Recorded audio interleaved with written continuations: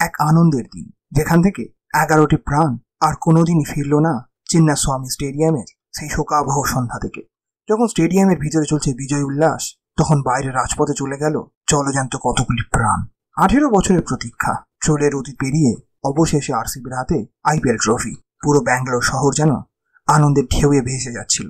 চিন্নাস্বামী স্টেডিয়ামের বাইরে লাখো সমর্থকের ভিড়, সবার চোখে এক স্বপ্ন, এক বাণী, এ সালা কাপ নামদু। কিন্তু এই উল্লাস মুখর বিকেলেই এক মুহূর্তে বদলে যায় সমস্ত কিছু। স্টেডিয়ামের বাইরে এই বিশাল জনসমুদ্রে হঠাৎ সৃষ্টি হয় আতঙ্কের ঝড়। মানুষ ধাক্কা দিচ্ছে, ঠেলাঠেলি করে ঢোকার চেষ্টা করছে, আর তার মধ্যেই পেছন থেকে আসে এক অবাঞ্ছিত অতিথি। বৃষ্টি, ভেজা মাটি, পিচ্ছিল রাস্তা।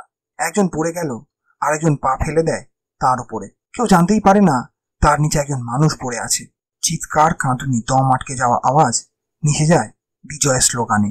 কেউ বাঁচতে চাইছে, কেউ উঠতে পারছে না। শিশু, বৃদ্ধ, তরুণ সবাই একসাথে আটকে পড়ে মৃত্যুর ফাঁদে। কয়েকজন দেয়াল টপকে বেরোতে গিয়ে পড়ে যান, কারো পা ভাঙে, কারো মেরুদণ্ড। পুলিশ ছুটে আসে, অ্যাম্বুলেন্স ডাকতে ডাকতে গলা শুকিয়ে যায়। তবু সেই কয়েক মিনিটে অনেক কিছু বদলে যায়। এদিকে আশেপাশে মেট্রো স্টেশন হঠাৎ বন্ধ, রাস্তায় বিশাল যানজট, হাসপাতালে পৌঁছতে দেরি, আর এই দেরি কেড়ে নেয় 11টি প্রাণ।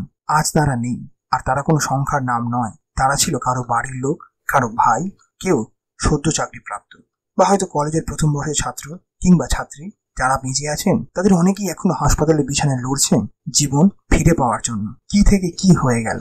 কিন্তু প্রশ্ন থেকেই যায়, এত বড় ইভেন্টে কেন ছিল না পর্যাপ্ত ভিড় নিয়ন্ত্রণ ব্যবস্থা? কেন আগে থেকে মেট্রো বন্ধ হলো? এবং মেট্রো যখন বন্ধই হলো, তাহলে বিকল্প কোনো ট্রাফিক প্ল্যান কেন তৈরি করা হলো না? আয়োজকরা কি ভাবেননি হাজার হাজার মানুষের মাঠের বাইরে এসেই উদযাপন করবে? কত বছর ভারত চ্যাম্পিয়ন্স ট্রফি জেতার পর মুম্বাইতেও একটা এরকম জনবহুল পরিস্থিতি সৃষ্টি হয়েছিল।